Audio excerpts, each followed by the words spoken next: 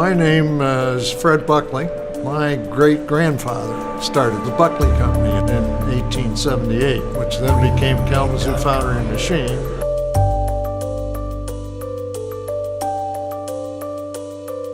My name's T.P. Emerson, and I married the boss's daughter. That's the foundry foreman, probably supervising the pours of the iron. The foundry used to make cast iron columns, and if you go in some of the old buildings, you'll see them.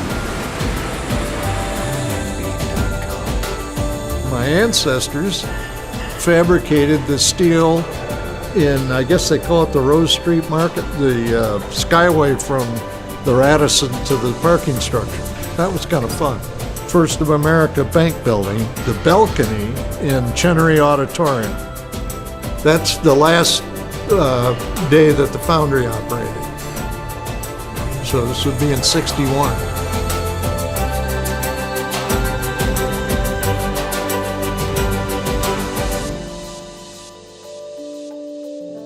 Many cities were looking at their rivers and saying, all right, who's going to take on that next life and make it a place that people will love? I've known about this building ever since I was a little kid. Kalamazoo was a whole different place. So when I was 12, what year would that be? Like 1940, 41, right at the beginning of the war. And the YWCA had canteen. All the kids were in the Bronson Park and hanging out. The downtown was where we were all going. I mean, if you could have picked any direction that the downtown was gonna grow, I would never have picked this East End. Not until Tim Surprise came with Arcadia Ales. Everything kind of stopped at Bell's and at Water Street Coffee Joint. We were sort of hooked on this design. This building is a radical change from 95% of all the office space in downtown Kalamazoo. This piece of property without TraStar would never have seen the light of day without the strong vision to bring the partners together.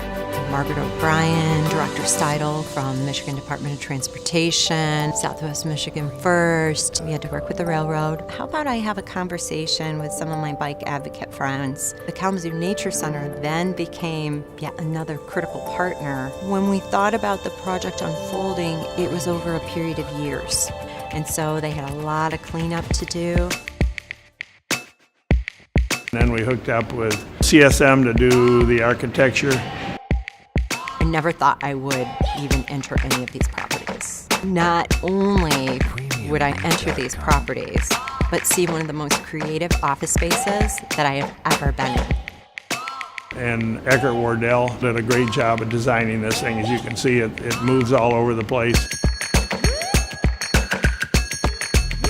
The first time I was here on this property, I was really taken with the size of the space. We could fit a football field inside it almost. And one of the major things that we loved was the giant truss that runs through the center of the building. We always knew that that was going to be the heart of the building and the community space was going to be in the center. I think everyone in our office has worked on this project. We only get one chance to live this life, so why would we want to spend it other than places that we love to be? It's going to be really special for the people that get to work in this building.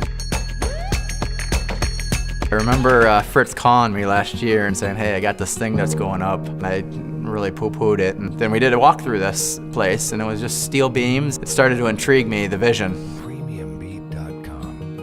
It's a totally different space than where we're coming from. We were previously spread over 3 floors. 20 years ago, you sat in your office with the door closed and you did your work, and that's not how we work anymore. We provide software and services to the investment management community. Our founder went to school at Western Michigan University and was into technology in the 80s. And over the next decade, that business turned into some of the first web-based software built in the nation. We're actually part of a global company, so we have VML as a global agency. Our favorite feature in the office is the old sales page sign that was on the outside of the building. It just brought over, it carried some of that history with us. The 100-year-old soda fountain. We retrofitted some things, and now maybe there's a little beer in there. That's freedom, that's fun, that's a really important part of our culture. Your space is very reflective of who you are as a company. who your clients are, and the type of work that you do, the type of culture that you have. The interaction, you can see everybody appreciating it from literally day one. For a couple of decades, we thought we were a young firm, and then we started to age a little bit. But we did want to attract more young talent. The creek and the river and the locker room facilities, people appreciate that. The millennials of today, it's very reflective of space that they would be very comfortable in. For example, this room, we need a big conference room to do all staff meetings, once a month? Free parking was really good. For our team members, I see them at the different tables and on the couches. They want just a change up. I'm a big believer that everybody works in their own style. When we were working with Mark's Modas, we built it so we could fit 40-some people in there right now, but we wanted to be able to accommodate 50% growth moving forward in the future. The booths that we've installed, it's a different kind of touchdown space. It's like you're having lunch with somebody. I've dined with my family at 600 Kitchen. It's, stunning when you walk in, and it gives you the feeling of the Foundry being the older part of the building. And it's much easier to feel like you're part of the community when you're downtown in this environment. Architecture can really help bring people together. I'm proud that we have this space in Kalamazoo. 5 years down the road, I think River's Edge is going to look like a natural piece of the extension of downtown. We're going to just look at it like it just is meant to be. Well, I think the changes in Kalamazoo are very positive, and TraStar's a big part of that. No question about it. I think cities in the past felt like they needed to come up with all the ideas. Now it's our turn to watch the market be creative. If we go to that picture that's on the wall, I can show you a building column and take you right to that same column. It's still there. It is the main support. It's the biggest column in the building. Now that column right there is the one in the picture. A piece of steel like this will last us forever.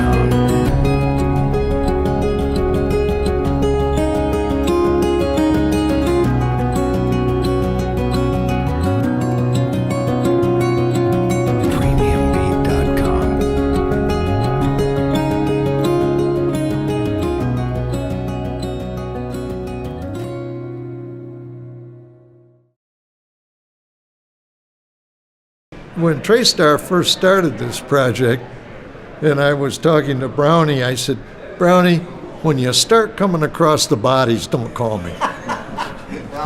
Older people don't make things too clear. You want me to clarify the fact that I'm talking about the old man, Bob Brown. Actually, I'm not. I'm talking about the middle one, because his dad was Bob, too.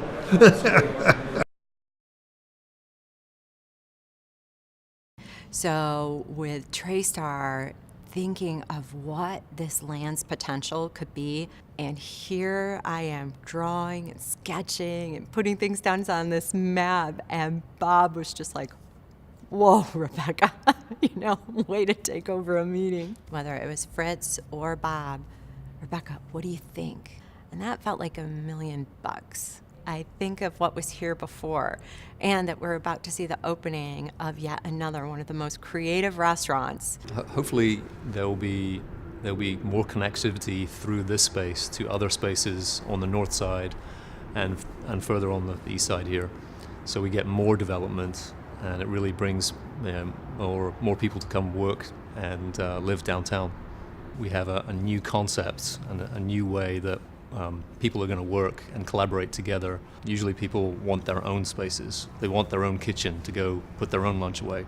Now people are going to unintentionally collaborate. I think with the development that's reaching from the center of downtown to here, we're trying to redefine where the edge of the city really is. They really maybe don't understand that the spaces that they're working and living in, we're going to spend a lot of our time. And so much so that my staff has said to me, Rebecca, why can't we have an office like the new CSM office? We had a fabulous plan which involved the zigzagging of the wall and another cross connection connecting the creek space to the restaurant space. That piece of furniture, if you will, has followed us around now to 4 buildings. And so early returns are a pretty significant change in culture. So it was attractive to be able to have the amenities like the large conference rooms, the kitchen, the shared space available to us. When they want to get a break, get out of the office, we were able to design what we thought was an environment that accommodates everybody's separate needs. It's not a conference room per se. Kind of interesting. You put a new picture up on the wall near the restrooms. Well, one of the guys we had here for dinner the opening night. On opening night, the foreman looked at me and he said, "Well, my office is now a men's room." Of course, it was in a much different condition when they were here. Planning is such a different world now. We need to react more like a business. We need to be less about compliance with things. I think that's kind of the old status quo model. I think what this says to future developers that are coming to Kalamazoo is that the city is truly a partner. They want you to be successful. They're willing to spend the time with you to be successful, and we're also willing to bring other people to the table. We want to be a resource.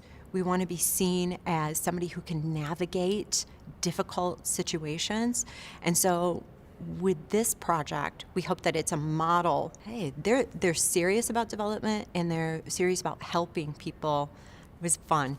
It was a lot of fun. I really wanted their vision to come through and make sure that the city was a partner with that vision and that we weren't going to set up even any unintentional barriers as the project moved forward.